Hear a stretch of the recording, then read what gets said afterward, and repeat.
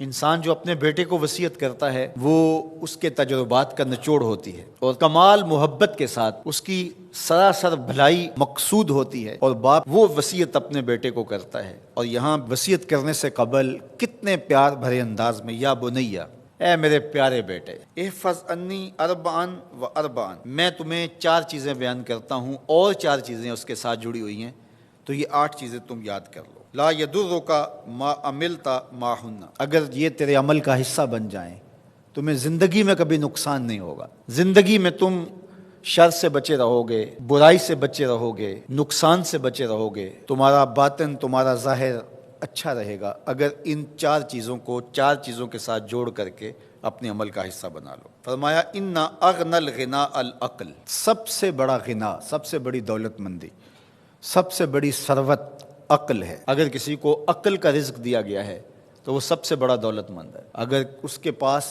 مال و متاع بہت سارے ہیں لیکن بے وقوف ہے تو وہ دولت مندی نہیں ہے۔ وَأَكْبَرُ الْفَقْرِ الْحُمْقُ، اور سب سے بڑا فقر اور سب سے بڑی محتاجی جہالت ہے۔ سب سے بڑی دولت مندی عقل ہے، اور سب سے بڑی غربت، سب سے بڑی غریبی اور سب سے بڑا فقر اور محتاجی بے وقوفی ہے۔ وَأَوْحَشَ الْوَحْشَةُ الْعُجْبُ، اور سب سے بڑی وحشت تنہائی عجب ہے، خود پسندی ہے، اپنے آپ کو دیکھنا کہ میں بہت کچھ ہوں۔ جو شخص اپنے آپ کو دیکھتا رہتا ہے اور وقت اپنے آپ کو ہی لوگوں کے سامنے پیش کرتا رہتا ہے بنا سنوار کے، وہ تنہا ہو جاتا ہے۔ لوگ اس کی ان خوبیوں کا بھی انکار کر دیتے ہیں جو خوبیاں واقعتاً اس کے اندر موجود ہوتی ہیں۔ اگر پاؤ ہے تو اپنے آپ کو سیر نہ بتاؤ، لوگ پاؤ کا بھی انکار کر دیں گے۔ تو جو جس حالت میں ہو وہی حالت لوگوں کے سامنے ہونی چاہیے، بلکہ اس سے اگر کم ہو۔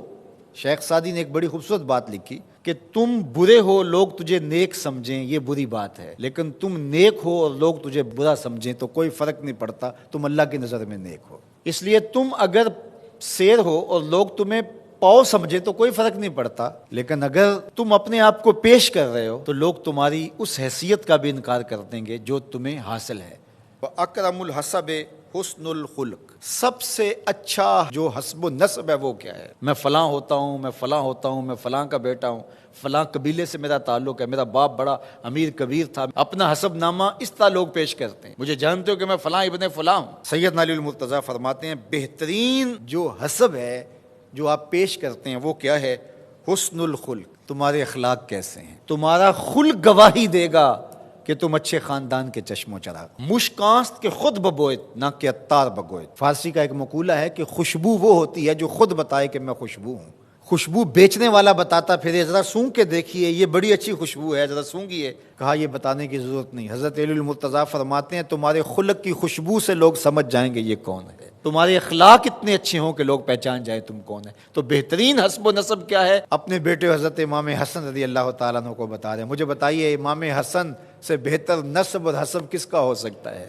رسول اللہ کی بیٹی کے بیٹے، امام الاولیاء کے فرزند ہیں، رسول اللہ کے نواسے ہیں، بنو ہاشم کے چشم و چراغ ہیں۔ تو انہیں یہ نہیں کہا کہ تم یہ بتاتے پھرنا، بلکہ کہا کہ تمہارا خلق گواہی دے کہ میں محمد کا نواسا ہوں، تمہارے اخلاق گواہی دے کہ میں نے فاطمہ کا دودھ پیا ہے، تمہارا کردار گواہی دے، تمہاری شجاعت گواہی دے کہ تم علی کے فرزند ارجمند ہو۔ اللہ اکبر۔ پھر حضرت علی المرتضیٰ رضی اللہ تعالیٰ عنہ ان چیزوں کو بیان کرنے کے بعد فرماتے ہیں یا بنیا، اے میرے بیٹے، ایاک والمصادقہ الاحمق، بے وقوف شخص کی دوستی سے ہمیشہ بچنا۔ فإنہ یرید ان ینفعک فیضرک، وہ دل سے چاہے کہ تمہیں نفع پہنچائے لیکن اپنی جہالت کی وجہ سے، اپنی بے وقوفی کی وجہ سے تمہیں نفع نہیں پہنچا سکے گا، تمہیں نقصان پہنچا دے گا۔ کہا جاتا ہے کہ بے وقوف دوست سے دانا دشمن اچھا ہے، تو وہ اسی قول کا مفہوم ہے۔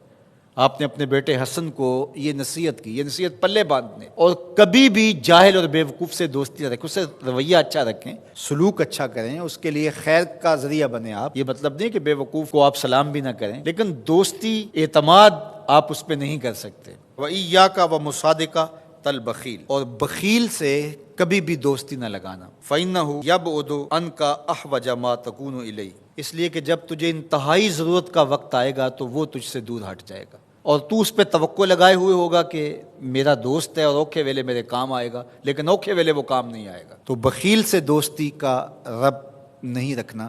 وَإِيَّاكَ وَمُصَادَقَةَ الْفَاجِرِ، بدکار شخص سے کبھی دوستی نہ رکھ، برے شخص سے کبھی دوستی کا رشتہ نہ جوڑنا۔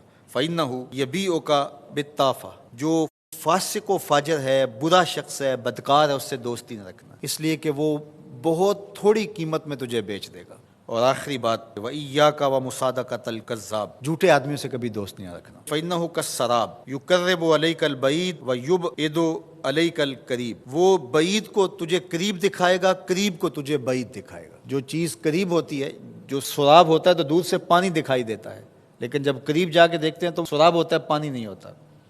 تو کہا وہ بھی سراب کی طرح ہوتا ہے، کذاب، جھوٹ بولنے والا، جو تجھے وہ نقشہ کھینچے گا جو ہوگا نہیں، تجھے وہ چیزیں بتائے گا جو نفس العمل میں نہیں ہوں گی، اور تو ایک مغالطے میں مارا جائے گا۔ یہ ہے حضرت سیدنا علی المرتضیٰ رضی اللہ تعالی عنہ کے وہ اقوال نور، جن کی گہرائی، گیرائی اور حکمت سے بھرے ہوئے یہ کلمات سے پھوٹتے ہوئے اجالے ہماری زندگی کو ایک اسلوب دیتے ہیں۔